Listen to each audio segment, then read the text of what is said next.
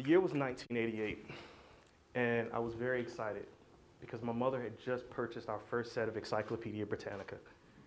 At that time, I was so excited. I was a 6-year-old kid, and I was on a mission. I wanted to find out how big the moon actually was and how fast a cheetah could run. My mother was excited as well because I believe she had bought a tool that would allow her children the ability to continue to keep learning while they were at home. Today's generation, children are in the digital generation.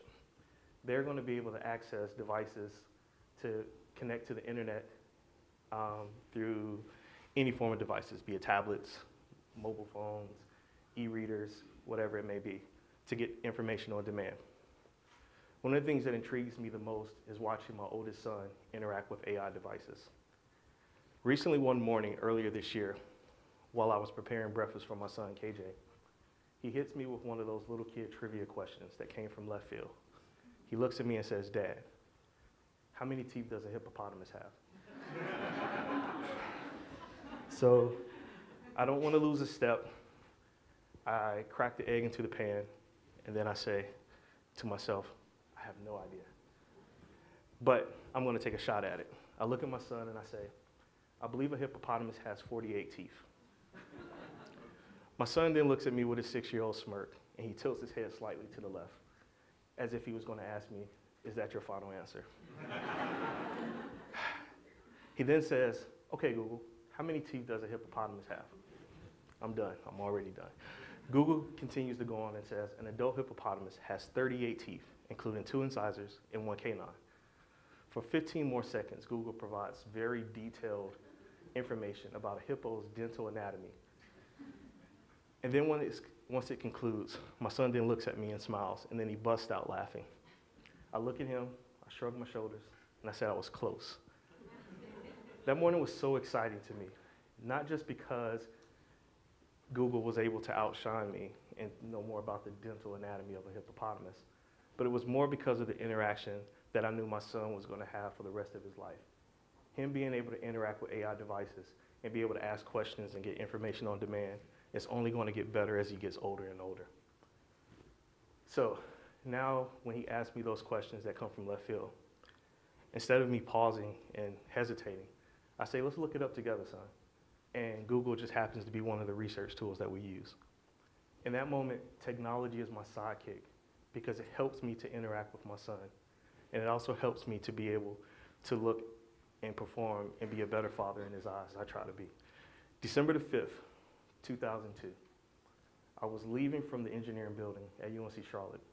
I had just completed one of my hardest exams for my sophomore year. I was really excited because I was heading back to my dorm and I was ready to pack up so I can head home for winter break. Just as I exited the building, I got a phone call. On the other line, someone says, Kerel, I'm sorry to inform you, but your mother's passed away, and your sister is in the hospital at Duke Medical Center in a coma. That was heavy news for me. I was just on an immediate high of just acing one of my hardest exams, and then I kept thinking that this has to be the worst joke ever. Unfortunately, it was not a joke. Months after my mom passed away and we had the funeral, and after the court proceedings to handle my mother's estate, and then also after the custody hearings for my youngest sister, I finally got to a point where I had one day where I could just relax. I was looking for a way to pull together the memories that I had of my mom. One evening while I was searching the internet, I was able to find a piece of software that helped you make mosaic photos. And I immediately started to go through home and find as many pictures as I could of my mother, my sisters, and myself so I can scan those into my PC. I don't know what lasted longer, me trying to download that software on our dial-up internet connection while I used those AOL free 100-hour discs, or if it was the amount of time it took me to scan each individual photo onto that flatbed scanner.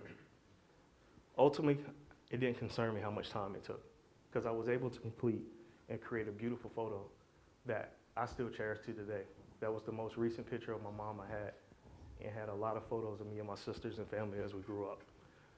At that moment, technology helped me take those physical photos and turn them into digital assets that I can keep forever. So I didn't have to worry about them deteriorating or losing them. I now have them, and I can keep transferring and transferring as more and more cloud storage devices come. I keep copying and make sure I have it. At that moment, technology was my sidekick because technology helped me cope with the grieving and the loss of my mother.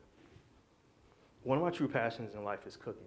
I truly enjoy cooking dishes and inviting my family and friends to come over and hang out. I also enjoy traveling. I like going new places. I like getting involved into the cultures. I like meeting new people. About 10 years ago, I started to travel and go outside the US. I was very interested in learning how to cook in new cuisines and also meeting new people. During my travels, I realized that there could be barriers. I don't know all the languages of the countries I went to. I didn't know how to get around. I was a newbie in these cities. But how technology helped me was to help me by using some applications that made me reduce those barriers. So I use language translation apps so I can interact with food and street vendors to ask them what spices were they putting in their dishes. I use mobile navigation apps so I can find those hidden secret restaurants that were tucked away on side streets that the locals told me that I must visit before I left their city. At that time, technology was my sidekick because it helped me make sure that my culinary and travel experiences met my expectations. I don't believe that technology is a nemesis that some people might think. I don't believe that technology is our hero either. It's not going to save the day. But I do believe that technology can be our trusty sidekick if we use it efficiently. As the world starts to get more connected, technology is going to continue to help us to be able to strengthen our bonds that we have with our families and friends. Technology is also going to be able to help us to keep and capture those memories that we want to keep forever. And lastly, technology is also going to help make the world smaller.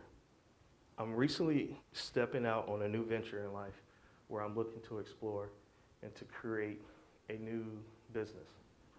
I'm taking my passion for cooking and also my passion and love of technology and marrying them together to launch my new startup called Dine Here.